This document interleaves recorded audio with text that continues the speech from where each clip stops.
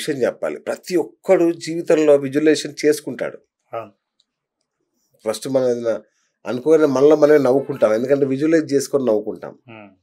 నేను ఒక పెద్ద డాక్టర్ ఏంటి ఎంత బాగుండు అని. కానీ అది ఎంతవరకు మరి మేమెందుకు ఆ లక్ష్యాన్ని చేరుకోవట్లేదు మీ ద్వారా తెలుసుకోవాలి సార్. ఏంటి విజువలైజేషన్? థ్యాంక్ యూ అండి నాకు ఈ అవకాశం ఇచ్చారు.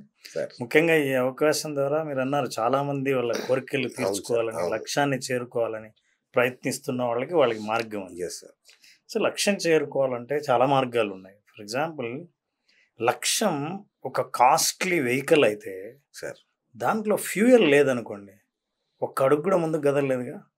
సరే నా లక్ష్యం చాలా గొప్పదండి అంటే ఎంత గొప్పదైనా మీరు వేయాల్సిన ఫ్యూయల్ వేయలేదు అంటే ఆ బలమైన కోరిక లేకపోతే కోరిక ముందుకు సాగదు. కోరిక తీరకపోవడానికి ఎన్నో కారణాలు ఉంటాయి. అయితే లక్ష్యాన్ని ఎలా ఏర్పరచుకున్నారు? మీది కోరిక లక్ష్యమా? ఇది ఇంపార్టెంట్. కోరికలు మారుతూ ఉంటాయి, లక్ష్యం మారదు. నీకు ఏ రోజు ఏమనిపించినా ఆలోచనల్లో అక్కడ కోరిక కలగచ్చు. సార్ నేను హీరో అవ్వాలి అనుకునేది కోరిక లక్ష్యమా? కోరికను లక్ష్యంగా మార్చుకోవచ్చు.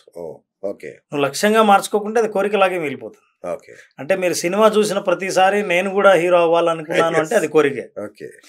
లక్ష్యం ఎప్పుడైతుంది అంటే కోరిక ఉంది కాబట్టి నేను సినిమా ఫీల్డ్లోకి వెళ్ళి కథలు అర్థం చేసుకొని డైరెక్టర్లను కలిసి హీరోల దగ్గరగా చూస్తే మీరు లక్ష్యం వైపు వెళ్తున్నారని అర్థం. కాబట్టి చాలా మంది తమ కోరికలనే లక్ష్యంగా చెప్పుకుంటుంటారు, ఇది పొరపాటు. ఇంకా దాని ముందు కళ కూడా ఉంది. కళ, కోరిక, లక్ష్యం. సో కళ ఏంటంటే ఎప్పుడైనా సరే మాట్లాడుతున్నప్పుడు సరదాగా మాట్లాడుతూ అది నాకు ఒక కళ, నేను పైలట్ అయిదాం అనుకున్న కళ అని అంటే అన్న 5-10 నిమిషాల తర్వాత మర్చిపోతాడు. సో అది లక్ష్యం ఎలా అవుతుంది? లక్ష్యం అంటే అనునిత్యం తలుచుకుంటూ ఆ లక్ష్యాన్ని చేరుకున్న భావన మనసులో నింపుకుంటూ అది ఎలాగైనా చేరుకోవాలి, అది తప్ప నాకు వేరే మార్గం లేదు అన్న ఆలోచనలు మనలో ఉంటే అది లక్ష్యం. మీరు నిజంగా ఇప్పుడు ఇందాక చెప్పిన సినిమా యాక్టరో ధనవంతుడనో అన్న వాళ్ళు నేను అన్నట్టు ఎన్నిసార్లు ఎంత బలంగా తలుచుకున్నారు అనేది ఇంపార్టెంట్.